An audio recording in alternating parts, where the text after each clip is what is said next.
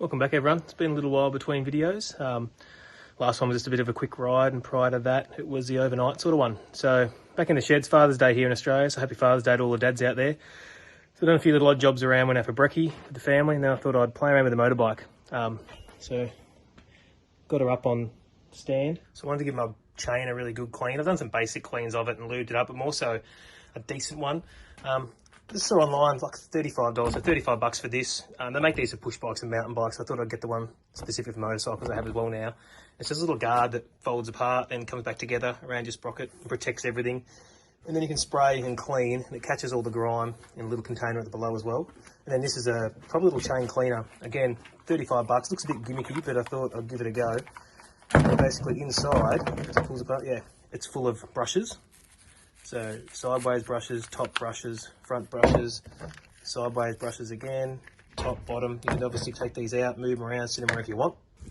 Okay, so that's on pretty much right. I probably cut it a little bit too big, maybe by ½ centimetre all the way around, but because it actually ended up sliding down a bit lower at the top than I thought. It actually fitted between a gap, but that's still okay. It's still going to catch most of the grime when you're spraying there.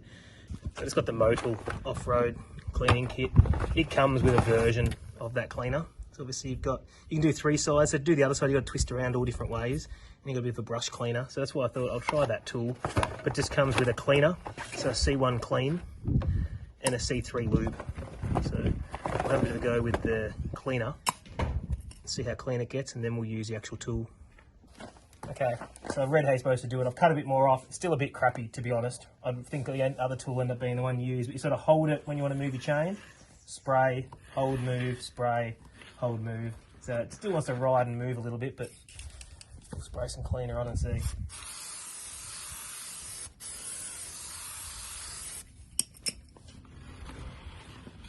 So it's not too bad, I guess, but more clamp. All it's really doing is preventing you getting slop around, really. Spray everywhere. Okay, so it's not too bad. Catches some, obviously still filthy because all it's doing is spraying on. I think we'll move to, and stuff goes everywhere anyway, because obviously it's dripping off your chain. So maybe we'll move to the other one. Okay, so I made it up.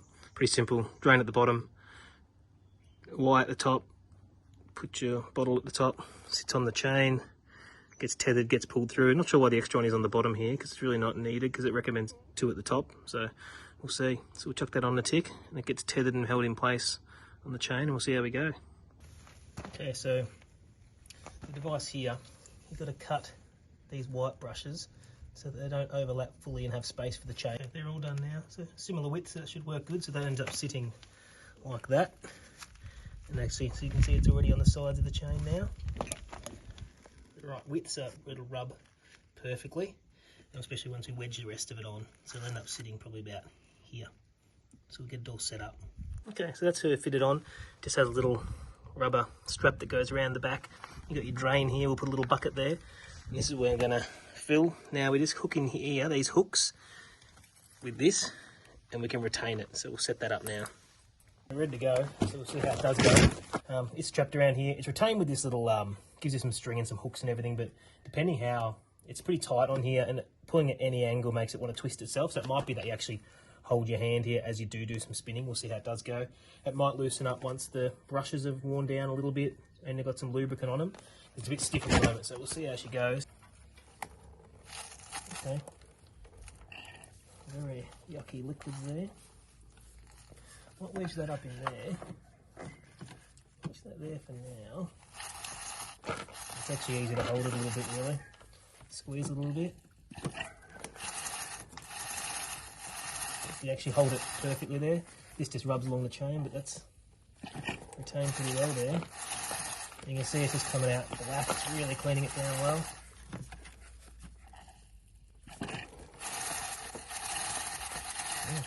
That's a success on this item. It's just black.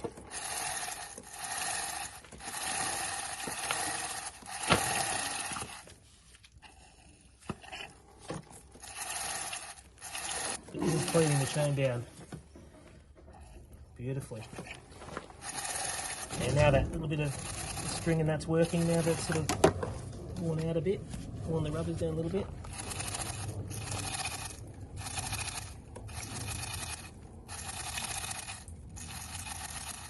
Good job.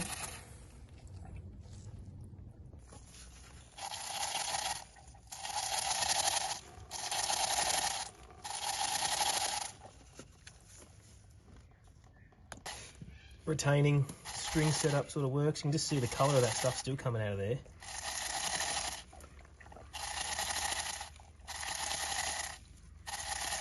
Because it's cleaning 360 around the chain with the horizontal, vertical brushes, top, bottom, front, back, everywhere. Okay, so that's done. I'll clean the sprocket a bit more, but you can just see the chain itself is basically 100% clean.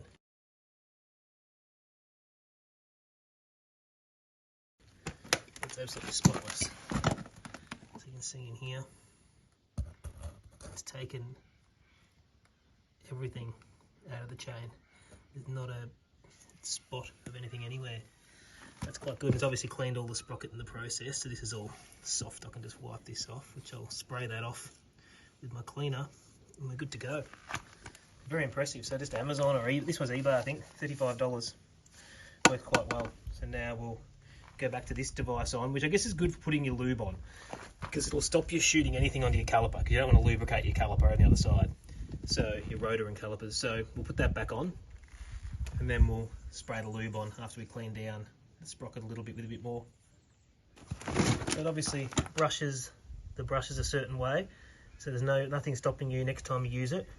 Run it backwards to run the brushes the opposite way, just so you don't wear this thing out too quickly. I'll just clean down that sprocket a little bit, sort of in here.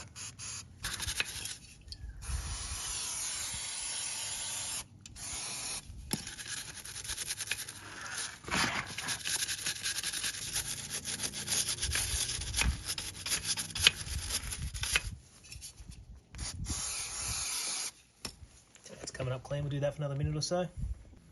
Just clean any residue off the chain now. It's nice and sort of rag around it, making sure not to spin towards the sprocket and hit your fingers, because even just at a slow pace like this, you get your finger in the wrong spot and drag it into here. We've all seen that video on YouTube of why you shouldn't have your motor running when you do it. That's exactly why. It's just being very careful. If you're doing any finger rubbing, do it post where your finger can get caught on.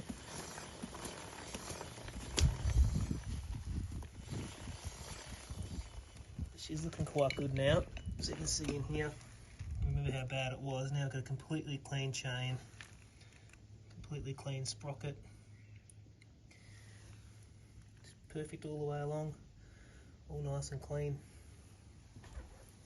So now we'll go ahead and lube it. We'll chuck our little grime guard back on again now that this is all clean and there's no residual here. So now we'll just give it a liberal dose of the C3 off-road chain lube.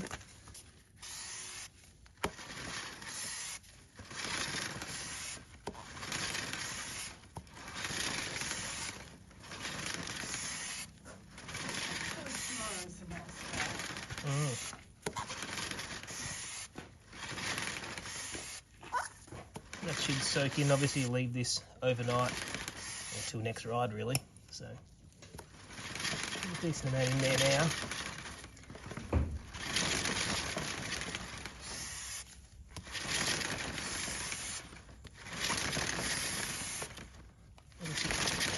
Over lube a chain, so I'd rather have it nice and lubed up and clean.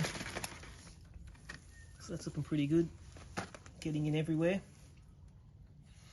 You can sort of see it ends up getting that green hint colour, if you can see that, to the chain, so you know the oil's sort of everywhere, because it's got that hint of green everywhere. Obviously you end up getting your sprocket a bit dirty, but you can spin it with your cloth here and clean that down. From what I've read and researched, it really doesn't really matter what products you use. It's just the fact you do it and do it regularly. So I'll probably do this every, I don't know, 1,000 Ks or every 2,000 Ks just in my basic riding. And yeah, researching different bits of information, it's more doing it regularly, regardless of sort of what you use, as long as you lube it up. Doesn't really matter what products you use exactly. So it's just making it so it's everything's spotlessly clean. As you can see now, you can see right down into the chain, and she's perfect. Just our green lube on there now, which is nice. So if you like this video, please feel free to hit the like and subscribe. I'll do another video for that OBD2 port setup. So it'll be quite interesting to see how that works out. And then moving forward, I've got some products to review. I was contacted by a company to review some products, so they'll be coming out in the next couple of weeks. Then I'll make 2 videos about reviewing them. So it's just some gear for the bike, as far as like bits and pieces to strap on to put onto the bike, and then we've got one item of luggage to test out. So we'll see how we go. I quickly connected that OBD2 port, just a basic app. I found one which showed me a dash and showed me a tacho. It all connected instantaneously and worked. So now I'll just research a better app, or what's the best app to get to pay for. You're probably going to pay $5 to $10 to get the app that's the good one. So I'll research all that, then I'll do a video on plugging it in and getting it working. Very simple and quick, so not a bad mod if you want a tacho, coolant temperatures, all that sort of stuff. So catch you in the next video. Thanks guys, hope you enjoyed. Cheers.